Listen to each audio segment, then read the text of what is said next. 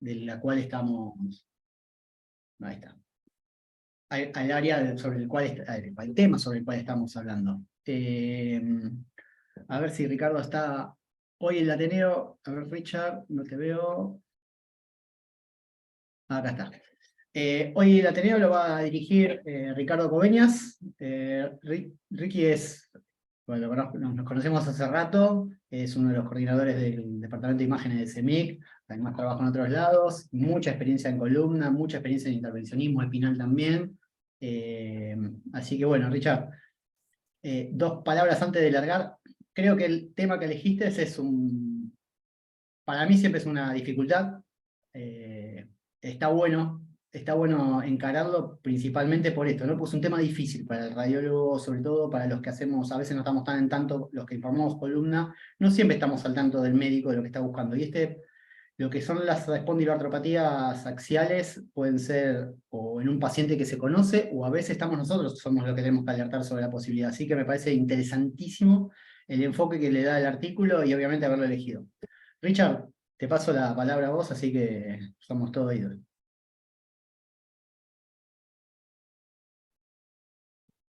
Gracias. Cuando con sobre el tema, tuvimos un par de que no nos Se te escucha medio cortado. ¿Querés apagar la cámara por las dudas? A ver si... ahí, ahí se escucha mejor. a ver, yo lo escucho medio cortado, pero no sé el resto cómo lo está escuchando. A ver el chat que dice. Ah, somos varios. Ahí se me escucha. Perfecto. Excelente. ¿Ahí mejor? Sí, sí, Listo, sí, sí. eran los auriculares entonces. Excelente. Cualquier cosita me dicen. No, digo que este es un tema que incluso algún intercambio de... Pongo la cámara de nuevo. La mayoría de los artículos hablan de las calorías puramente. Ahora vamos a ver por qué. Y la idea era dar un poquitito más, entonces por eso elegimos este artículo que analiza la relación, o sea, los puntos de conflicto que existen entre esta patología y otras, por qué son tan parecidas, por qué es tan complejo, y la realidad es que sí tenemos que tener en cuenta que las acroiliacas son, digamos, a nivel radiológico y a nivel funcional, sobre todo, son, digamos, la piedra fundamental para este tipo de patologías. Por eso es difícil encontrar artículos interesantes, puros, sobre la patología espinal, o menos actualizados siempre que hablemos de espondilitis axial y espondilitis anquilosante. Así que la idea un poco es esa, masticar un poco el asunto. No son tantos hallazgos, no hay tanta variedad no hay que enumerar hallazgo por hallazgo, y no es cuestión de enumerar guías como cuando hacemos ateneos de patologías, de discutir un poquitito lo que se está avanzando en este aspecto. Voy a hablar básicamente de las cuestiones que se hablan en el artículo, pero después por ahí en algún momento mostramos algunas de las imágenes del artículo, como hicimos la vez pasada, que mostramos imágenes porque era más de referencia. Acá vamos a mostrar alguna. Yo no sé cada uno qué experiencia tiene en este tipo de patologías. Cuando uno las descubre, me parece que es muy interesante porque se abre un nuevo mundo, y la verdad que yo desde que en su momento me interioricé y participé de simposios y ese tipo de cosas, se me abrió la cabeza mucho, y después cuando por ahí hablo con colegas que todavía no lo hicieron, uno tiene la posibilidad de pasar información y cambia totalmente el informe. Así que de todos los que estamos acá, si hay alguno que no está en el tema, obviamente que a partir de ahora leer sobre esto le va a facilitar muchísimo la caracterización de estas lesiones, y se vuelve algo mucho más, digamos, paso por paso, más simple. Bueno, la espondilitis axial es un grupo de patologías en general, donde hay una patología específica, que es la espondilitis anquilosante, que es la que más nos vamos a referir en esta charla. Y históricamente van a encontrar mucho los criterios de Nueva York y los criterios de Nueva York modificados, que son los criterios radiológicos.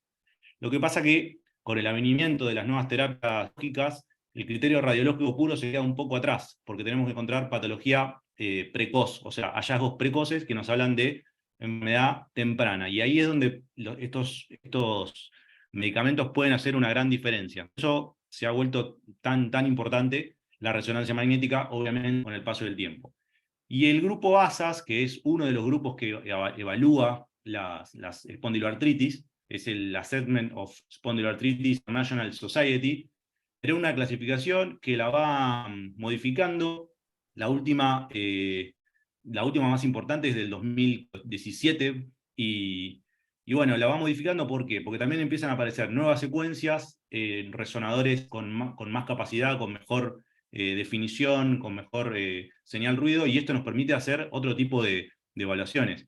Si leen las primeras evaluaciones de ASAS, las primeras clasificaciones, van a hablar de cortes, cuántos cortes, en cuántos sitios, cuánta cantidad de edema según los cortes, en qué secuencia, en qué plano, y la realidad que eso ya no es de referencia. Tenemos que evaluar el tipo de hallazgo y el tipo de localización. O sea, no importa más en cuántos cortes ni en cuántas secuencias. Y eso es muy importante porque en muchas patologías de todo el cuerpo, nosotros a veces tenemos clasificaciones viejas en la cabeza, y después cuando empezamos a ver un poco lo que se va haciendo interdisciplinado, nos damos cuenta que en realidad quedaron totalmente obsoletas. Así que esto es importante. Los hallazgos principales de esta patología son simples: es la osteitis, o sea, el edema óseo, la entesitis, el edema periarticular, y después otro tipo digamos, de factores que van apareciendo con el tiempo, como las erosiones, los depósitos grasos, tanto intraarticulares como subcorticales, y la eventual anquilosis. Así que son todas cosas que tenemos que tener en cuenta. Y simplemente para mencionarles, los criterios ASAS, o sea, esta asociación, en realidad son criterios que engloban lo que es lo clínico y el laboratorio. El marcador digamos, de referencia es el HLA-B27, que si tenemos este marcador en sangre, y tenemos solamente 2 parámetros clínicos, que son varios los parámetros clínicos de espondilitis anquilosa, ya es suficiente. O sea que ahí la radiología juega un papel secundario para los criterios ASAS. Obviamente a nosotros esto en el fondo no nos importa, porque lo que queremos es aprender a ver los hallazgos en resonancia magnética. Bien, vamos a hablar un poquitito el artículo, como dije, es un artículo que resume publicaciones recientes, modalidades radiológicas y efectos de las terapias actuales. Por eso es un artículo que me pareció lindo para hablar, porque choca diferentes tipos de información, tanto de diferentes patologías como diferentes estudios. La enfermedad de la espondilitis anquilosante y las sacroiliacas, como dijimos, el estudio dentro de esta patología de las articulaciones sacroiliacas es vital, ¿sí? Y este grupo ASAS lo que está evaluando es qué parámetros de positividad en resonancia magnética estamos teniendo. Así que cada cosa nueva del grupo ASAS en relación a la resonancia magnética va a tender a simplificar el diagnóstico o la presunción diagnóstica de esta patología. ¿Qué es importante y qué vamos a leer bastante, que cuando leemos por primera vez el tema nos asusta un poco? Es que tenemos que encontrar edema óseo sugestivo de espondilitis anquilosante. ¿Qué quiere decir esto? Y es difícil porque no está definido de manera en ningún lado, pero simplemente tenemos que tener en cuenta que no haya otra patología. ¿Por qué? Si tenemos un corredor, si tenemos una mujer embarazada o postpuerperio, o simplemente una persona con ciertos parámetros de sitios de artropatía degenerativa, este edema lo podemos encontrar. Entonces tenemos que entender que no todo edema en las sacroiliacas es espondilitis anquilosante. Si leemos los criterios de ASAS, tiene que haber dolor lumbar inflamatorio por más de 3 meses en personas menores de 45 años. Si tenemos esos parámetros, cuando tenemos la resonancia magnética, ya con eso podemos estar bastante encaminados a evaluar realmente si el edema que vemos es edema sugestivo de espondiloartritis axial. Entonces, si es un paciente que no tenemos bien claro cuánto tiempo duró el dolor y qué tipo de dolor es, si es un dolor degenerativo o inflamatorio, no nos vamos a sumergir en la posibilidad, porque podemos cometer errores. Y la gran mayoría de los casos no son espondilitis anquilosante. Por eso, ya que tengamos esto en cuenta, de los antecedentes de clínica, es muy, pero muy, muy importante, y una vez que lo sabemos, se nos simplifica mucho la evaluación de estos pacientes. ¿Por qué? Porque, por ejemplo, lo que habla en este artículo es que muchos estudios demostraron la similar aparición de lesiones degenerativas tanto en espondilitis como en no espondilitis, que también podemos tener una espondilitis anquilosante, lesiones degenerativas. Y además que, como dije, se puede encontrar en diferentes personas que tienen diferente tipo de actividad, sea deportistas o de estadios de la vida, por ejemplo, el puerperio y el embarazo.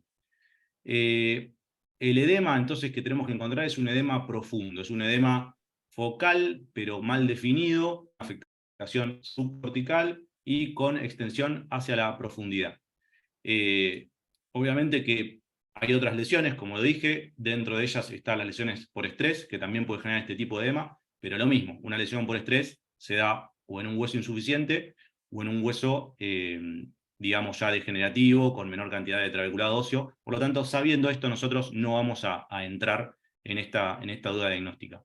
Una diferencia, por ejemplo, con el embarazo es la osteitis condensans, que, digamos, se genera una formación de hueso o un aspecto esclerótico, pero solamente con ese hallazgo, sin edema óseo y sobre todo sin erosiones. Entonces, las erosiones van a pasar a ser nuestro segundo hallazgo de importancia, ¿sí? El edema en este tipo de pacientes, en este tipo de clínica, en esta edad, y eventualmente las lesiones erosivas. ¿Es importante dónde? Sí, siempre no. ¿Pero por qué puede ser importante? Porque se sabe que el hueso ilíaco tiene el cartílago un más fino que el sacro.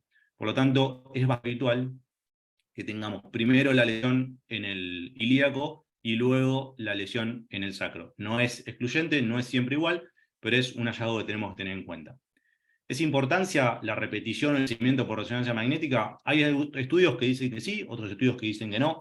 En el artículo está bastante bien descrito, pero sí está descrito estadísticamente que el seguimiento puede tener utilización de resonancias plenamente negativas. O sea, que una resonancia negativa que no exista presencia que no estemos en presencia de la enfermedad.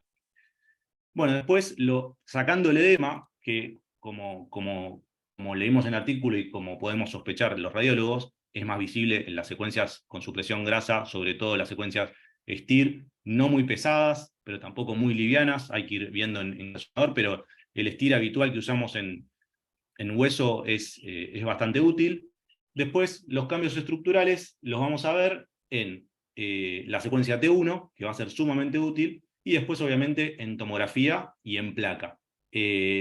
Depende para qué estadio T1 y tomografía han sido comparados con similar sensibilidad, aunque en general los estudios muestran que el T1 tiene una mayor detección de erosiones y compromiso del espacio articular en relación a la tomografía. O sea que el T1 sumado al STIR ya nos da una ayuda muy importante para evaluar, tanto con el STIR, el edema, este edema subjetivo profundo en pacientes que pueden entrar dentro de esta clasificación, y el T1 para las erosiones. Ahí ya tenemos dos de las características más frecuentes y más positivas para el diagnóstico en las secuencias STIR y T1. ¿Y qué planos vamos a usar? También hay una amplia variedad de descripciones. Las últimas, digamos, más descriptas son en planos coronal oblicuo y axial oblicuo.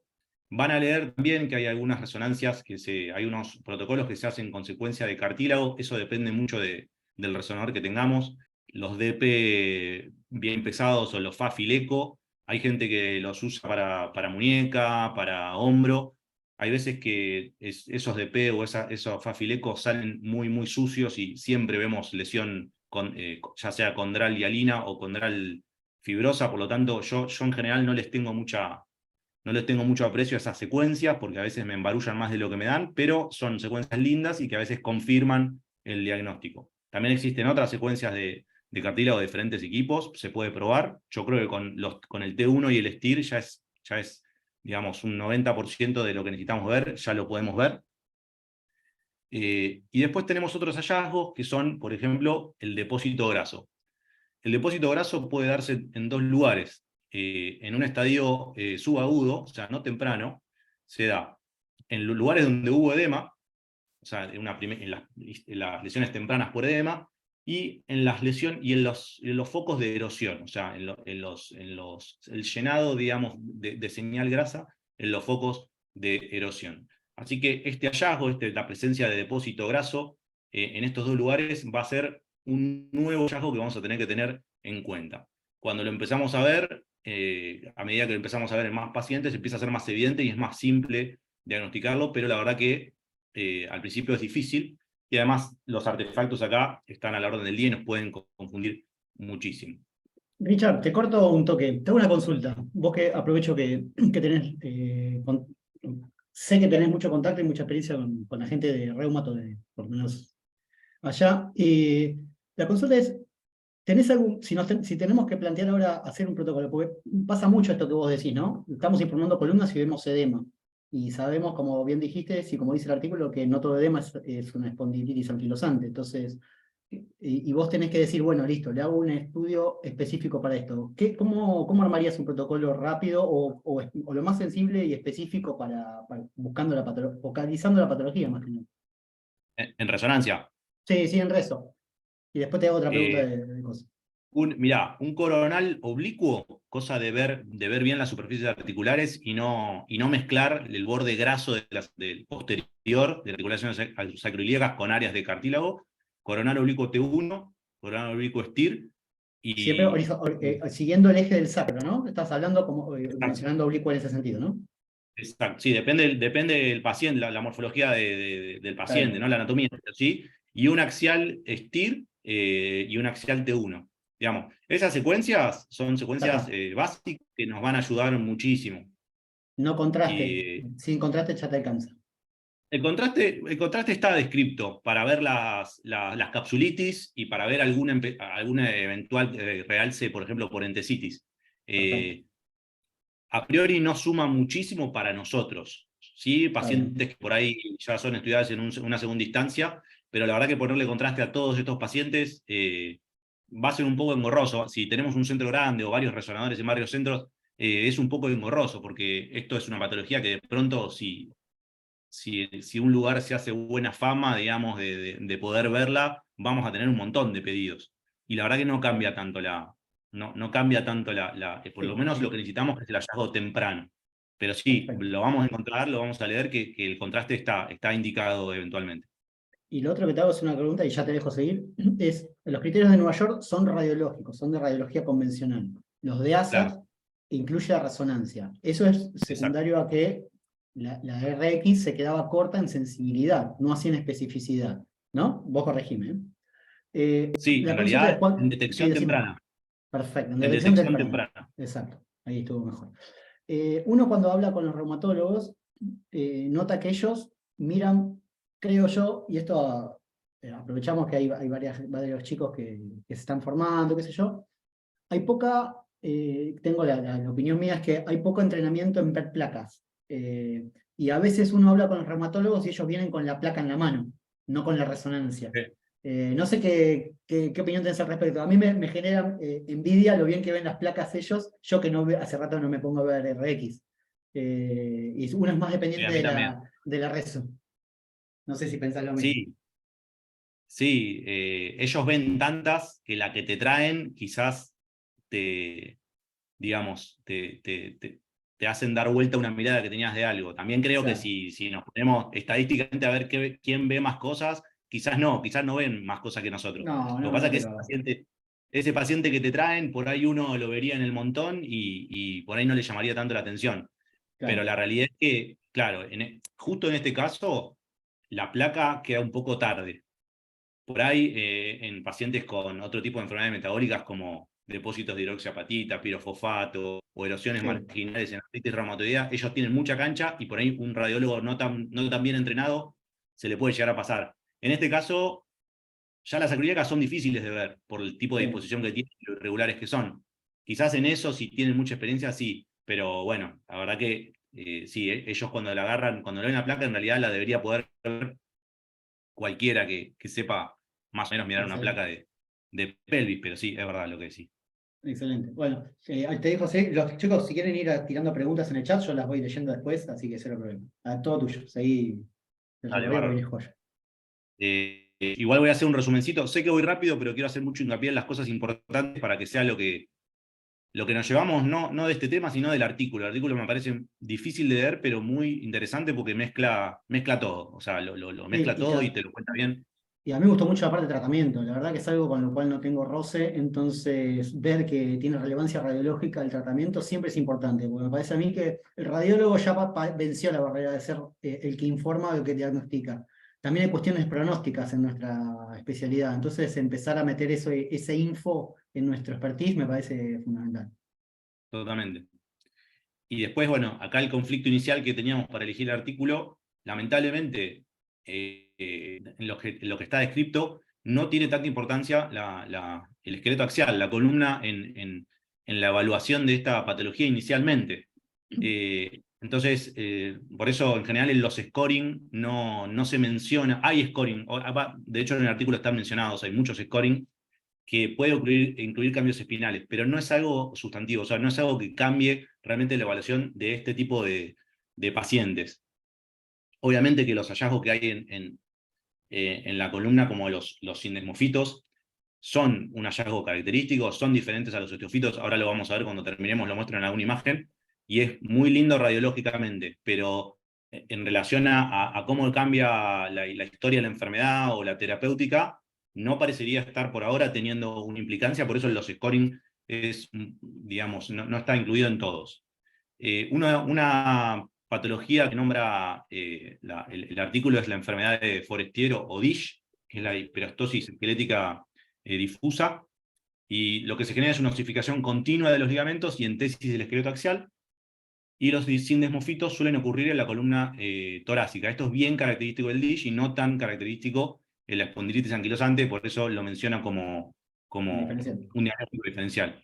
Y sí, el edema en la columna, en las vértebras, suele ser lineal paralelo, como la artropatía degenerativa, y no triangular, los shiny corner clásicos, como en la espondilitis anquilosante. O sea que en realidad tenemos un par de parámetros en la columna solamente, para diferenciar el DISH de la espondilitis anquilosante. Y la clave es las sacroiliacas. Así que, por ejemplo, para diferenciar estas dos patologías, las sacroiliacas son las que nos van a dar la clave final.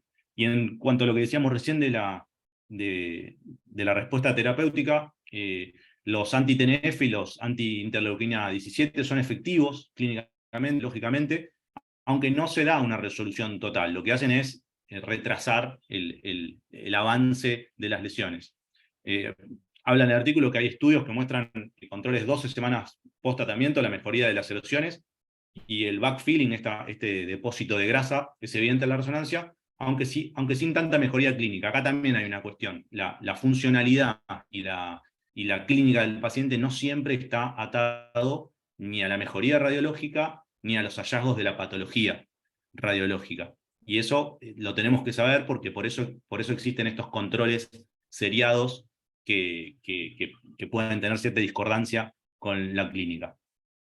Y bueno, el artículo plantea algo importante, algo no sé si importante, pero interesante, que por eso son esas cosas que nunca, por lo menos yo no me he puesto a pensar, que es si la reparación ósea o la condral es lo que predispone a la anquilosis, porque la anquilosis, como está descrito, digamos, ancestralmente, el estadio crónico de esta enfermedad, uno piensa que en realidad es como el estadio final, tipo ya está, ya llegaste a lo que más podés llegar con una espondilitis anquilosante, de hecho su nombre lo menciona, pero el artículo plantea si no existe alguna influencia de la reparación ósea lógica del cuerpo, digamos, fisiológica con la anquilosis, que en realidad no sea tan un signo de patología, sino una secuela de una propia reacción del cuerpo. Me pareció interesante, igual obviamente que lo vamos a seguir nombrando y nos va a seguir gustando cuando veamos la anquilosis, y vamos a seguir llamando al residente para que vea el puente óseo para quedarnos todos contentos.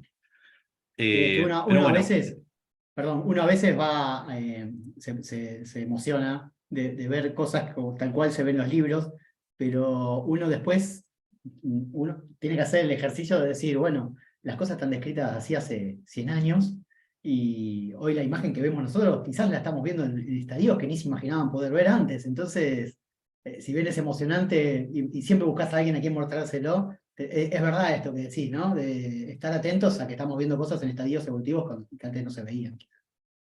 exacto. Sí, que a la larga nos llame la atención las cosas más importantes, habla bien de nuestra actualización, digamos, bibliográfica, es así. pero es lindo. Pero bueno, lo que sí, funcionalmente, todo empeoramiento de las lesiones sacroiliacas en general, estadísticamente, se relaciona mucho más a un empeoramiento clínico que el empeoramiento de las lesiones en la columna. Por eso también es otro punto para defender las sacroiliacas por sobre la columna en la evaluación de la espondilitis anquilosante. O sea, la relación con la clínica y la relación, cada progresión clínica con cada progresión de lesiones en sacroiliacas o en las vértebras. Bien, después también el artículo habla de una relación entre la espondilitis anquilosante y la osteoporosis, que existe, y que son más frecuentes las fracturas vertebrales en la espondilitis anquilosante. Eso es interesante saberlo. Y también es interesante entender que depende con qué tipo de métodos se hagan el estudio de la densidad ósea, podemos tener o no falsos negativos, porque la densitometría clásica, como la espondilitis anquilosante tiene mucha calcificación de la zona por la calcificación ligamentaria, el ROI puede dar equivocado, puede dar más cantidad de calcio, porque es mucha la calcificación periférica. Por lo tanto, hay que usar otro tipo de métodos o métodos volumétricos para evaluar bien la densidad ósea en este tipo de pacientes. Eso es Seguramente, sí, es interesante. Yo que no hago densitometría, la verdad que no lo tenía en cuenta, y cuando leí dije, me parecía un dato de esos que la bibliografía, viste, que rescatás de la bibliografía, de leer artículos. Me pareció muy piola el tema. Totalmente. Quizás nos toque poco en nuestra vida, digamos, médica, meternos en este tema, la mayoría, pero es interesante tenerlo en cuenta. Y bueno, y después el artículo termina hablando de nuevas herramientas y aparecen nuevas secuencias que tienen diferentes nombres en las diferentes marcas de los equipos. Esta secuencia que nombra, la secuencia VIVE, que es nombrada en varias patologías, el Volume Intrapolated Breath Hold Examination. Bueno, demuestra ser más sensible que el T1 para detectar erosiones, ya que además del defecto óseo, logra ver mejor los defectos condrales. Entonces, evidentemente hay un punto medio entre el FAFILECO, el balance, o un DP, digamos, pesadito, y el T1 como para ver mejor el cartílago y ver mejor lo que pasa debajo del hueso. Eso me parece muy interesante. Y después está desarrollando el isótopos nuevos, específicos para lo que es la actividad osteoblástica. También están en estudio, pero en este tipo de patologías podrían ser útiles. Obviamente va a haber un montón de falsos positivos, de falsos positivos, pero la realidad es que se está extendiendo la información metabólica con respecto a este tipo de patologías, que es lógico, porque básicamente es ahí donde me parece que está la eventual detección temprana. Así que bueno, el artículo no menciona mucho más, me parece como resumen, para que quede, y para los que leyeron el artículo, que por ahí lo leyeron rápido porque querían llegar a leerlo, hay un montón de siglas con un montón de scorings y un montón de información comparativa estadística, pero la realidad que yo lo capo en blanco es que primero tenemos que ver mucho para entender qué es una erosión, para entender qué es un edema subcondral, para entender qué pasa cuando hay una erosión, que pasa lo que se llama pseudoensanchamiento articular, que es como un aspecto de agrandamiento del espacio articular, que eso es muy importante, son términos que los reumatólogos entienden y que a los reumatólogos les gusta. El backfilling, el fat filling, o sea, los depósitos grasos, entender que eso tiene que ver con la reparación, o sea, con métodos del organismo o gracias a la medicación, que el organismo está respondiendo a esta injuria, y las secuencias de resonancia magnética que son claves y que no son tan complejas, y que la verdad que aprendiendo a mirarlas podemos ir para atrás y decir, che, el protocolo que tengo armado es cualquier cosa, tengo un Sagital T2, ¿para qué lo quiero? Y con 2 secuencias ya estamos. Por lo menos estamos para demostrar que entendemos el tema y que bueno, que estamos ahí un poco más metidos en lo que hay que decir. Con 2 o 3 líneas ya estamos. Y tenerlos a mano, yo reconozco que no es un tema en el cual uno tenga mucha experiencia, por una cuestión de que tengo poco roce con la patología y con los que lo tratan. Entonces, la verdad que uno si bien lee, qué sé yo, la verdad que no tengo el entrenamiento que tenés vos, pero esto que decís vos, ¿no? De tener el protocolo armado y saber que con 2 o 3 secuencias se puede hacer mucho es fundamental, sobre todo cuando uno está informando general, sin demasiada información y tiene dudas. Y se plantea, traigo de nuevo al paciente, lo meto de nuevo, ¿qué le hago? Si no empezás a hacer secuencias que son totalmente inconcluyentes y sabiendo esto, que el T1 y el STIR con esas 2 secuencias en principio estamos para empezar a hablar, es fundamental. Me parece que es algo que es súper rescatable y que para tener siempre presente, ¿no? Porque la verdad que si no uno se complica a veces demasiado, no empieza a tirar cosas, ¿no? Uno opina una cosa, otro el otro, entonces se hacen chorizos de secuencias e imágenes que no concluyen nada cuando lo podés haber liquidado en 2.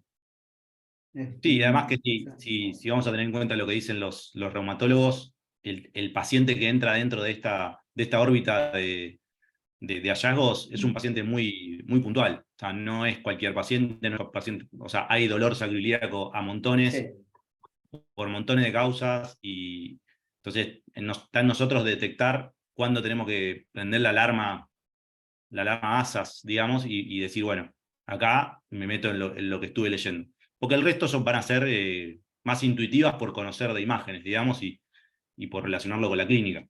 exacto.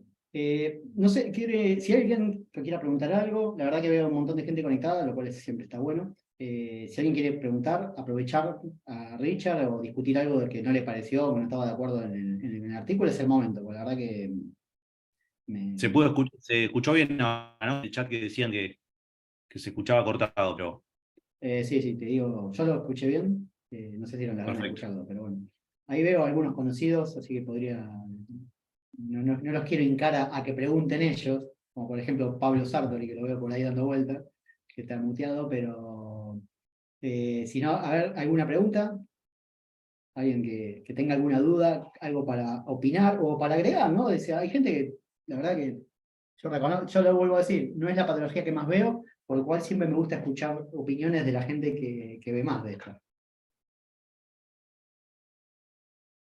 Bueno, no sé, si querés seguimos y si no, vos decime, Richard.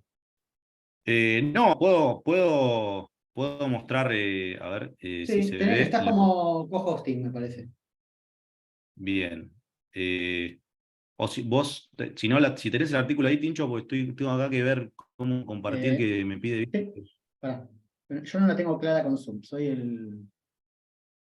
la para. pandemia entera y nunca pude. Un minuto y ya Bueno, lo tanto tengo. pueden pensar alguna consulta o alguna. Cuando yo estaba en la residencia, ibas a los Ateneos del Azar y Mondelo habitualmente agarraba el micrófono y te pasaba por el lado y todos nos agachábamos en este momento. Dame un minuto que me fijo a ver cómo compartir. Ahí pude, Ah, lo ahí tenemos, pude, ahí listo. pude. Ya estaba pasando yo. Bueno, muestro mientras piensan preguntas, ¿no se están viendo? Mi pantalla. Sí, se ve. Bueno, en este caso, fíjense, la primera Si, del que si muestra el podés artículo. ponerlo como, perdón, Richard, si podés ponerlo como presentación. Ahí está, ahí va, ese. Ahí va. Fíjense cómo tenemos una secuencia STIR pura, edema subcortical, edema de bordes mal definidos, y cuando vamos a buscar al T1, vemos que hay erosiones, vemos que hay acá un pseudo ensanchamiento del espacio articular, ¿sí? Cuando veamos una sacroiliaca normal, nos vamos a dar cuenta claramente de esto. Fíjense el reemplazo graso que empieza a aparecer en algunas zonas, asimétrico, y cuando vamos al axial T1 lo vemos mucho más claro.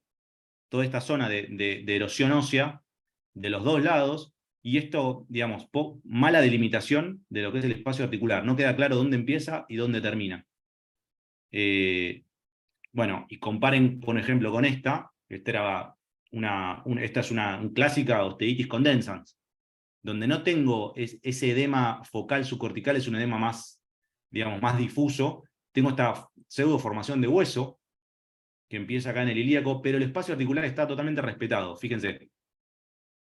Entonces, en este caso, por más que tengamos esclerosis, por más que tengamos edema, sería un error decir que puede haber sospecha de una espondilitis anquilosante, porque la erosión es clave. Entonces, el STIR, el T1, esta es otra secuencia más parecida al TRIB, una secuencia con supresión grasa, pero bueno, que nos diferencia mejor el hueso. Y fíjense la señal y la morfología de la superficie articular. No sé, ¿alguien tiene alguna pregunta? Ahora muestro alguna más, pero... Acá Pablo Sartori nos pregunta, ¿existe relación entre la administración de drogas autoinmunes, inmunosupresores y tejido, no veo una parte, tejido focal fibroreactivo en la articulación simulando lesión? Como que en el paciente tratamiento podés llegar a confundir lo que es el tratamiento propiamente dicho en función de la cicatrización, es lo que interpreto yo, de la cicatrización con lo que es la lesión en sí. Bueno, me ¿Lo ves parece que eso? eso es un poco lo que hablaba de la evaluación de la reparación ósea, porque la menor progresión de las imágenes también se acompaña de intervalos de reparación ósea, se refiere a eso la pregunta. O si la pregunta se refiere a una pseudo progresión o a una pseudo respuesta, ahí no lo tengo tan claro. No lo tengo tan claro si eso es una posibilidad. Lo que sí es que la medicación retrasa y eso permite que el organismo tenga otro tipo de reparación ósea que no tendría si estuviera constantemente Con el estímulo. la actividad, claro. Claro, exacto.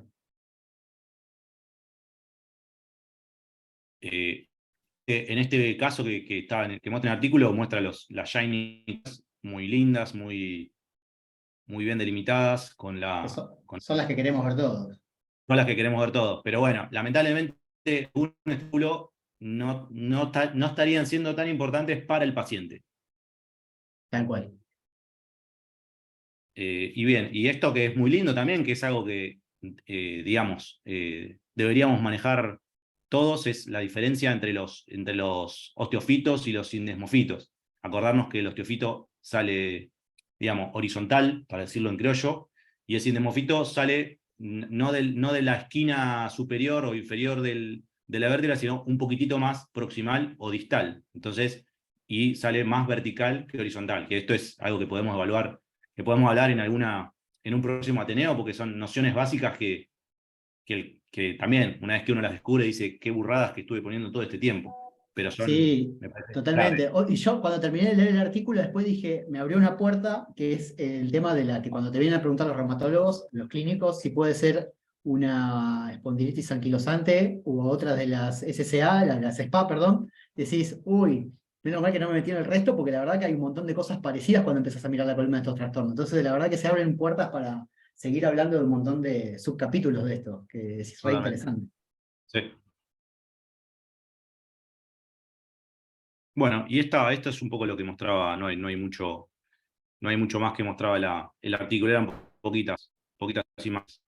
Perfecto. Igual, Bueno, no, obviamente, que buscando vamos a encontrar y vamos a ver muchas más imágenes y artículos con muchas más imágenes. Como sí, para aprender a informarlo, digo, este artículo iba más a otro lado. sí, creo que me tomo el atrevimiento creo que sí, para los que somos radiólogos y tenemos un poquito, independientemente de que hagamos o no hagamos columna es algo que se hace en todos lados, la verdad es esa. Tener a mano, por lo menos como referencia, los criterios de Nueva York y de ASAS es fundamental. Cuando tenemos que hablar o nos planteamos la duda, ir a eso. Creo que es un poquito lo que buscábamos con este tema, meter independientemente de la discusión que estuvo excelente, creo que llevarnos que si tenemos que referenciarnos a algo, vayamos a esos criterios porque son los que... Y hay mucha publicación con mucho gráfico, cosa copada y fácil de leer, que está bueno tener a mano y saber a dónde ir a buscar información. A veces uno tiene la tendencia de ir a buscar cosas, a googlear, que es un poco soy medio crítico con eso yo, de ir a Sí, googlear y y estos agarrar lo suelen ser, primero que vea, y estas son cosas medias complejas de y enganchar suelen una ser buena referencia. artículos cortos que van al pie, suelen ser fáciles de leer desde la memoria, o sea, no cuesta mucho entenderlo. Sí, sí, sí, son excelentes. Hay artículos muy lindos que comparan, obviamente, la espondilitis anquilosante con otras, con la psoriática, Ese es otro capítulo que es la un temazo. reactiva, claro. Y ahí también tenés, lo que pasa es que de todas las sacrificios que vemos, nos va a servir en muy poquititas, pero bueno, es muy interesante. Sí, sí, sí, sí, totalmente. Bueno, Richard, no sé si hay algo más, si hay alguna pregunta más. Vamos a darle unos minutos a ver si alguno se anima. Ahí la veo a veo, yo menciono los que están conocidos, después hay un montón de gente que no conozco, pero el que quiera, Los acá residentes- la idea es que todos puedan hablar y aprovechar que estamos discutiendo particularmente un tema que es difícil. Y la verdad que está bueno escucharlo de alguien que sabe y que tiene experiencia. A los residentes de Semic ya los tengo podridos con los asas, así que no creo que pregunten nada. No tienen miedo. Bien ahí, me gusta. Bueno, no sé, si nadie tiene una pregunta, le damos, le damos, damos el pitazo final. Richard, Dale. muchísimas gracias por la onda de participar. La verdad que siempre es un lujazo compartir estos espacios. Al resto, la verdad Bueno, que gracias. muchísimas gracias por la participación. Creo que empezar a darle forma a este modelo medio informaloide de divulgación de artículos, cosa que creo, yo recalco esto, ¿no? Me parece que un poco es volver a leer. Creo que estamos todos muy radiopedizados, con poca bibliografía encima. Entonces, empezar a recuperar ese espacio del artículo y siempre escuchar o leer un artículo que alguien que sabe te recomienda siempre es gratificante y es enriquecedor. Así que, Richard, excelente. Bueno, muchas gracias para todos. La charla, ahí están preguntando, sí, va a quedar grabada. Después le vamos a hacer una... creo que quedó grabada, pero yo no me puse a grabar, en un momento se Sí, estaba sí, grabando, así que supongo que sí, sí, sí. dice. Perfecto. Bueno, damos por finalizado. Muchas gracias a todos nuevamente. Nos estamos viendo el Gracias. próximo, que ya tenemos tema que después lo vamos a publicar. Adiós. Hasta luego.